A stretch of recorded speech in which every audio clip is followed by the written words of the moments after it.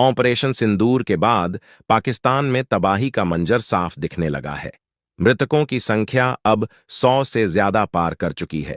बहावलपुर में हुए भीषण हमले में 20 से ज्यादा लोग मारे गए और चौंकाने वाली बात यह है कि इनमें अधिकतर आतंकी सरगना मसूद अजहर के करीबी रिश्तेदार बताए जा रहे हैं। सब कुछ बदल गया था उस एक हमले के बाद। पहलगाम में हुए आतंकी हमले ने भारत को झकझोर कर रख दिया, लेकिन भारत ने सिर्फ शोक नहीं मनाया, उसने पलटवार किया पूरी ताकत से।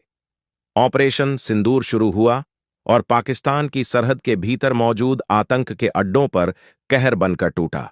बहावलपुर से मुरिदके तक जहां जहां आतंकी छिपे थे वहां वहां तबाही बरसी। लेकिन इस निर्णायक कार्रवाई से पाकिस्तान बौखला गया। उसने जवाबी हमला करते हुए भारत के सैन्य और रिहायशी इलाकों को निशाना बनाया।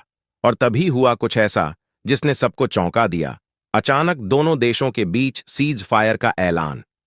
एक ओर गोलियों की गूंज थी, दूसरी ओर शांति की बातचीत।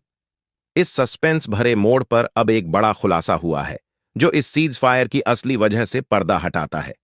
सिर्फ एक बार नहीं, पाकिस्तान ने भारत से दो दो बार गुहार लगाई सीज फायर के लिए। विश्वसनीय सूत्रों से मिली सनसनीखेज जानकारी के मुताबिक पाकिस्तान ने पहली बार 7 मई की शाम भारत से संपर्क साधा।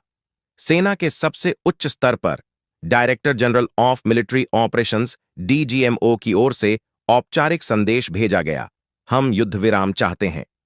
उस दिन 7 मई को भारत की तरफ से की गई सैन्य कार्रवाई ने पाकिस्तान और पीओके में मौजूद 9 आतंकी ठिकानों को पूरी तरह तबाह कर दिया था।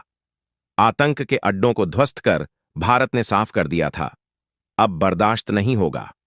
और फिर 10 मई दोपहर 3:35 पर एक बार फिर डीजीएमओ स्तर की वार्ता हुई। इस बार सीज फायर पर सहमति बनी, दोनों सेनाओं के सैन्य संचार माध्यमों के जरिए। मकसद था तनाव को थामना, लेकिन क्या यह शांति की पहल थी या पाकिस्तान की घुटनों पर आने की निशानी? विदेश मंत्रालय के प्रवक्ता रणधीर जायसवाल ने भी प्रेस ब्रीफिंग में इसकी पुष्टि की। उन्होंने साफ कहा, पाकिस्तान के डीजीएमओ ने खुद भारतीय समकक्ष से वार्ता की मांग की और फिर सीज फायर का प्रस्ताव सामने रखा।